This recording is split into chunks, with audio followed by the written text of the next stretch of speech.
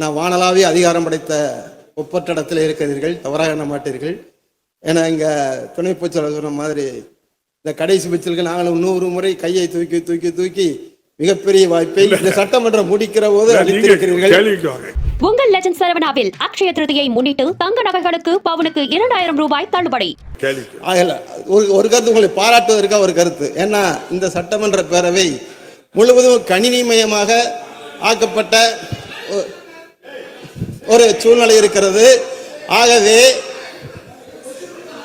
முக்கியமான விஷயம் ஒரு பாராட்டு, நீங்க எல்லாம் பாராட்டும் போது நான் சபாநாயகரை பாராட்ட கடமைப்பட்டிருக்கிறேன். ஏன்னா இந்த சட்டமன்றமே ஒரு கணினி மயமாக முதல் இந்த சட்டமன்ற தொடர் உருவாகி கொண்டிருக்கிறது. அந்த வகையில் நாங்கள் அடிக்கடி கை தூக்குறதை விட எங்களுக்கு ஒரு பட்டன் சிஸ்டத்தை வச்சுட்டீங்கன்னா சட்டமன்றத்தில் ஓட்டிங் பவர் போடுற மாதிரி நாங்கள் ஒரு பட்டன் அமைக்கி நீங்கள் எங்களுக்கு தெரியும் பக்கத்தில் கட்டுறது ஒருத்தர் கொடுக்கல, அவர் கொடுத்தா நம்ம கொடுக்கல என்ற எண்ணம் உணவு வரக்கூடாது என்பதை தாழ்மையுடன் தெரிவித்துக் கொள்கிறேன். ஏற்கனவே நம்முடைய மாண்புமிகு முதலமைச்சர் பொறுப்பேற்ற பிறகுதான் கணனி முறையில் இப்போ டிமாண்டெல்லாம் நீங்கள் மானிய கோரிக்கைக்கு 3-4 புக்கு பெரிய புக்காக இருக்கும். இப்போ எல்லாமே கையடக்க கணனியில் உங்களுக்கு எல்லாம் பதிவேற்றம் செய்யப்பட்டிருக்கு. உங்களுடைய கருத்து நல்ல கருத்து, நிச்சயமாக மாண்புமிகு முதல்வருடைய கவனத்திற்கு எடுத்து சென்று பரிசீலிக்கப்படும் என்பதை தெரிவித்துக் கொள்கிறேன். மாண்புமிகு சட்டப்பேரவைத் தலைவர் அவர்களே, மதுரை விருந்தினர் மாளிகை பல்லாண்டுகளுக்கு முன்பாக உருவாக்கப்பட்ட ஒன்று. மிக சில அறைகளும் மதுரை என்பது இன்றைக்கு விரிவாக்கப்பட்ட பகுதியாகவும் விமான நிலையத்திலிருந்து இருக்கக்கூடிய பகுதியாகவும் இருக்கிறது. பல்வேறு அமைச்சர்கள் ஆய்வுக்கு வருகிறார்கள், அங்கே மாநகராட்சியின் அதிகாரிகள் ஆய்வுக்கு வருகிறார்கள். இது தவிர நம்முடைய சட்டமன்ற உறுப்பினர் பட்டியல் அந்த முன்னுரிமையில் 13-14 இடத்துல இருக்கிறது. விமான நிலையத்திலிருந்து இப்போது இருக்கிற விருந்தினர் மாளிகை 25 கிலோமீட்டர் தூரத்தில் இருக்கிறது.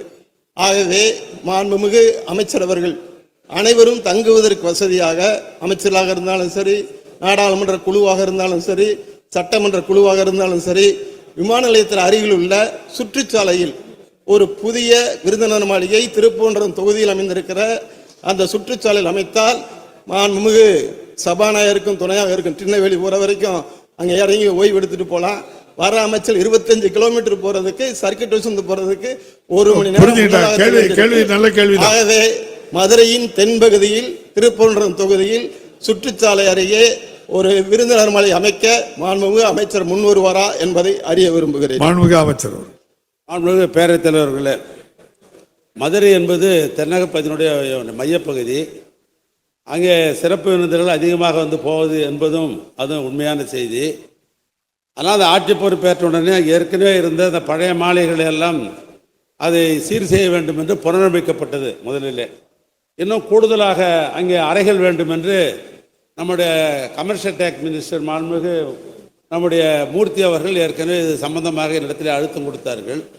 அதோடு மட்டுமல்ல, நீங்கள் சொல்வதைப் போல விமான நிலையத்திலிருந்து உள்ளே போக வேண்டும் என்று சொன்னால் ஏறத்தாழ 25 நிமிடங்கள் 30 நிமிடங்கள் சில நேரங்கள் ஆகிவிடுகிறது. ஆனால் இங்கே அது புதிதாக கட்ட வேண்டும் என்று ஏற்கனவே வலியுறுத்தி இருக்கிறார்கள், நீங்களும் வலியுறுத்துறீங்க.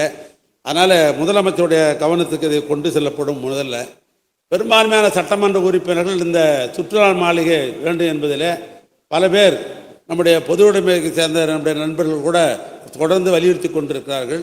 இதெல்லாம் பட்டியல் தயார் செய்து கொண்டிருக்கிறேன். இந்த சட்டமன்றம் முடிந்த உடனேயே முதலமைச்சர் கவனத்துக்கு கொண்டு எங்கெங்கெல்லாம் இந்த சுற்றுலா மாளிகை கட்டலாம் என்ற ஒரு பட்டியலை தயார் செய்து அவருடைய இசைவு பெற்று இந்த ஆண்டு எந்தெந்த ஊருக்கெல்லாம் முன்னுரிமை அளிக்க முடியுமோ அதை கட்டாயம் இந்த துறையின் சார்பாக முன்னுரிமை அளிக்கப்படும். உங்கள் லெஜண்ட் சரவணாவில் அக்ஷய திருதியை முன்னிட்டு தங்க நகைகளுக்கு பவுனுக்கு 2000 ரூபாய் தள்ளுபடி.